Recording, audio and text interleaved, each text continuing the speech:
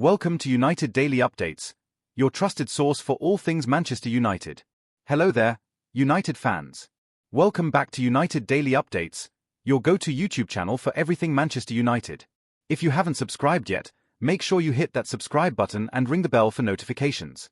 We bring you the latest news, match analysis, transfer updates, and in-depth discussions about our beloved Red Devils every single day. Trust us to keep you informed about everything happening at Old Trafford. Today we're diving deep into a topic that's been on every United fan's mind lately. It's about our ongoing search for the right manager and how clubs like Bournemouth are showing us what good management looks like. The never-ending search for Ferguson's replacement. Picture this. It's May 2013. Sir Alex Ferguson has just announced his retirement after 27 incredible years at Manchester United. The fans are in shock. The players don't know what to think. And the board is facing the biggest challenge in the club's modern history: finding someone to replace the irreplaceable. That was over 12 years ago. And guess what? We're still looking. Since Ferguson hung up his boots, Manchester United have tried 6 different managers. 6. Each time, the fans hoped this would be the one. Each time, the club promised things would change. But here we are in 2025, still waiting for that magic formula that made Ferguson so special. So what went wrong? And more importantly, what can we learn from clubs that are getting it right? The list of failed dreams. Let's be honest about what happened after Ferguson left. The club made some big promises but delivered very little. David Moyes was Ferguson's own choice. The Scottish manager had done well at Everton for 11 years.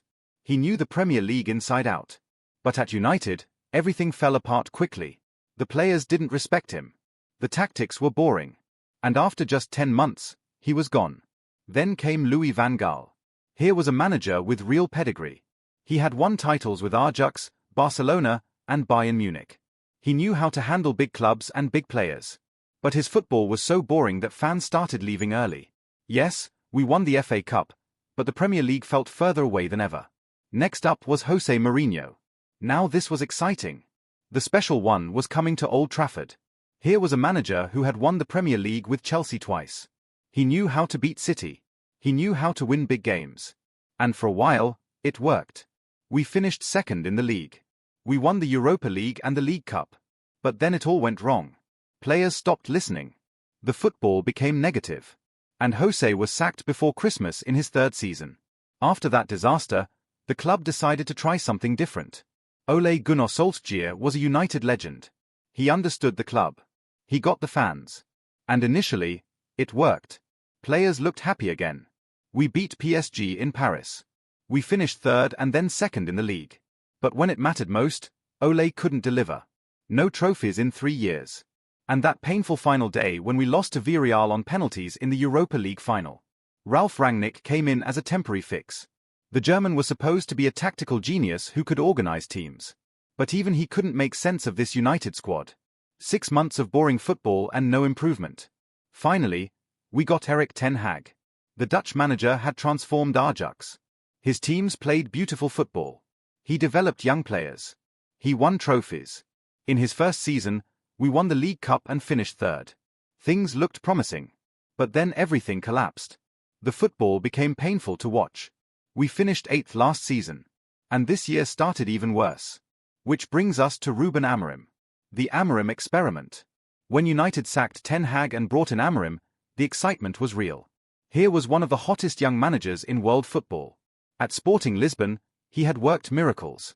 He broke the dominance of Porto and Benfica. He won 2 league titles in 4 years. His teams played attacking football that was joy to watch. Even Cristiano Ronaldo had nicknamed him O Poeta, the poet, during their playing days together. That tells you something about the respect he commanded. United fans were convinced this was finally it. This was the manager who would bring back the glory days. The board certainly thought so, paying Sporting a huge fee to release him from his contract. But football is funny. What works in one place doesn't always work somewhere else. 10 months later, Amorim looks like a different person. The confident young manager who took Sporting to new heights seems lost at Old Trafford. His record speaks for itself. Just 17 wins in 47 games. That's a win rate of barely 36%. For Manchester United, that's simply not good enough. His famous system that worked so well in Portugal has been torn apart by Premier League teams. Players look confused. Tactics seem complicated for the sake of being complicated. And fans are losing patience fast. Reports are already suggesting that Amorim is running out of time. The board is apparently looking at replacements. After just 10 months, another manager might be heading for the exit door. How did it come to this? How can the same manager who looked brilliant at Sporting look so ordinary at United? The Bournemouth success story. While United continue to struggle with their managerial choices, let's look at a club that's getting it absolutely right. Bournemouth might not have United's money or history, but they're showing everyone how to pick the right manager. In the summer of 2023, Bournemouth appointed Andoni Iraola. The Spanish manager wasn't the biggest name available. He hadn't managed in the Premier League before. His most recent job was at Rayo Vallecano in Spain, where he did well but didn't win any major trophies. Many people questioned the appointment.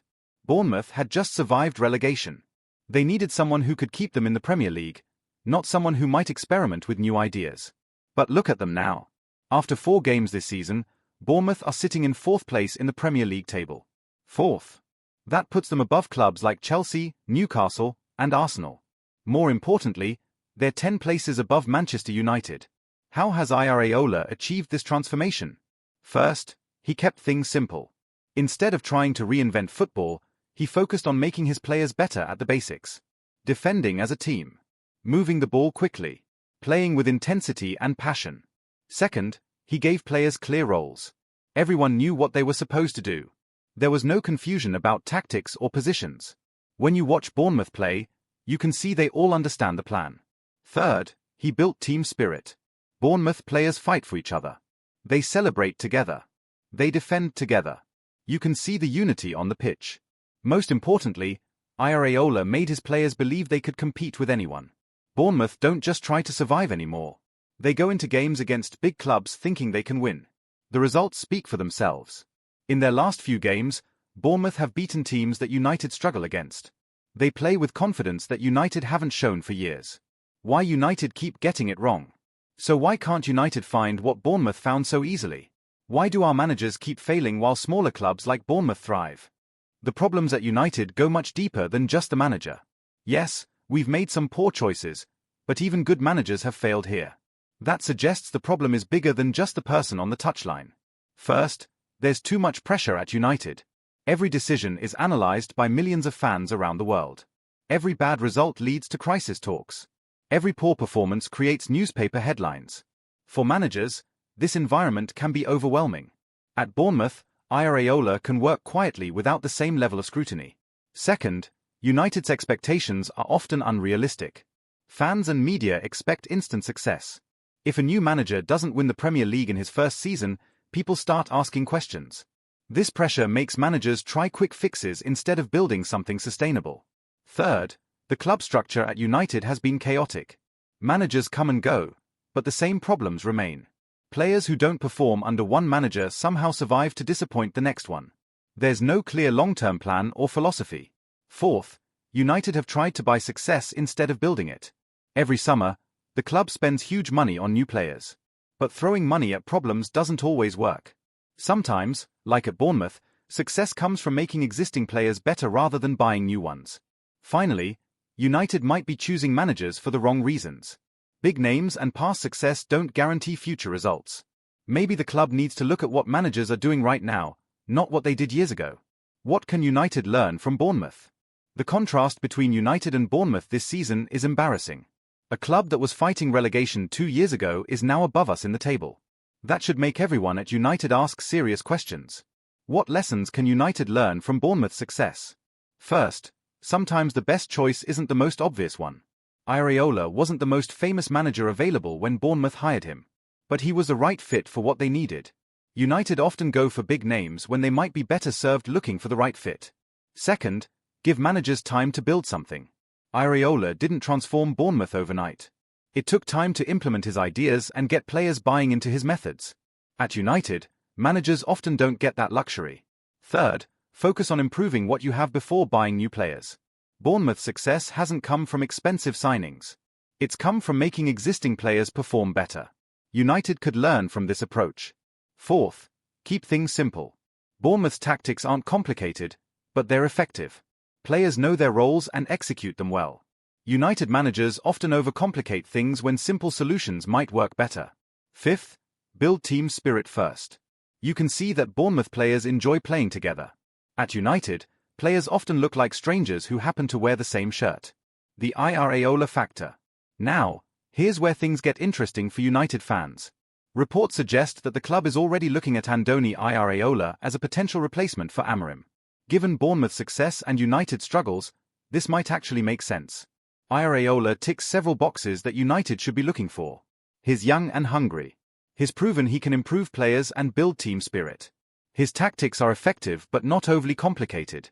And most importantly, he's showing results right now. The timing could work out perfectly for United too. Iraola's contract at Bournemouth expires at the end of this season.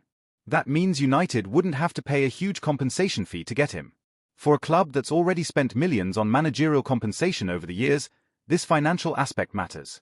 But here's the catch. Bournemouth know what they have. Reports suggest they're already working on a new contract for Iraola.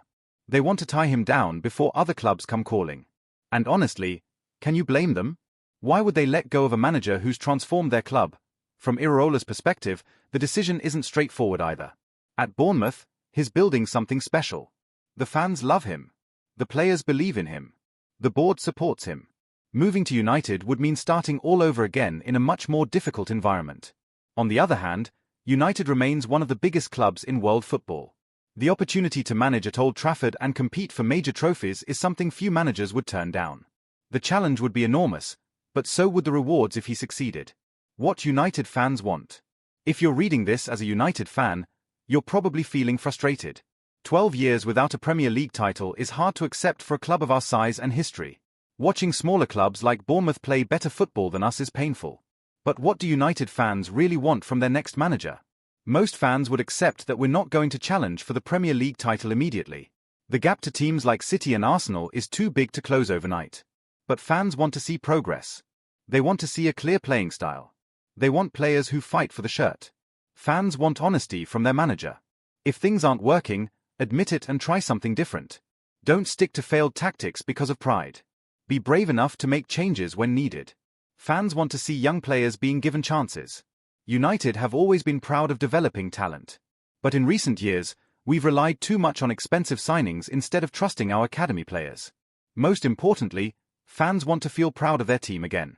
Not just when we win, but in how we play and how we conduct ourselves. Right now, many fans feel embarrassed by what they see on the pitch. The road ahead. So where does this leave United? Amorim is clearly struggling, and it seems like his time might be running out. If reports are true, the club is already looking for his replacement. That means we might be about to start this whole process again. The question is whether United will learn from their mistakes this time. Will they look for the right fit instead of just the biggest name? Will they give their next manager time to build something? Will they address the deeper problems at the club? Or will we see another expensive appointment followed by another disappointing period followed by another sacking? The Bournemouth example shows that success is possible with the right approach. But it also shows that success requires patience, planning, and a clear vision. These are things United have lacked for over a decade. If United do move for Iraola, it would represent a different approach. Instead of going for a manager based on past achievements, they'd be choosing someone based on current performance. Instead of a big name, they'd be getting someone who's proven he can improve players and build team spirit. But even if Iraola comes, success isn't guaranteed. The problems at United are bigger than just the manager. The club needs to fix its structure, its player recruitment, and its expectations if any manager is going to succeed. Questions for United fans. As we wrap up this discussion, let's think about some important questions every United fan should consider. Are we being realistic about what any new manager can achieve in their first season? Or are our expectations still stuck in the Ferguson era? Do we want a manager who plays beautiful football but might not win trophies immediately? Or would we accept boring football if it brought back the Premier League? Should United be looking at managers from smaller clubs who are doing well right now? Or should we stick to targeting managers with experience at big clubs? How much time should we give any new manager to implement their ideas? 1 season? 2 seasons? 3 seasons? What would success look like for United in the next few years? Finishing in the top 4? Winning a cup? Or does it have to be the Premier League title? Final thoughts. The story of United's managerial search and Bournemouth's success under Iraola teaches us several important lessons. Good management matters more than big budgets. The right fit matters more than the biggest name. And sometimes, the best solutions come from unexpected places. Whether Iraola ends up at United or stays at Bournemouth, his success shows what's possible when a club makes smart decisions and gives their manager the right support. It's a lesson United desperately need to learn. For now, United fans can only watch and wait. Another managerial change seems inevitable. The question is whether the club will finally get it right this time. Bournemouth sitting above United in the Premier League table isn't just embarrassing, it's a wake-up call. It shows what happens when clubs make smart decisions versus what happens when clubs make expensive mistakes. The search for Ferguson's successor continues. Maybe it's time to stop looking for another Ferguson and start looking for someone who can write their own success story at Old Trafford. That's all for today's deep dive into United's managerial situation. What do you think about the possibility of Iraola coming to United?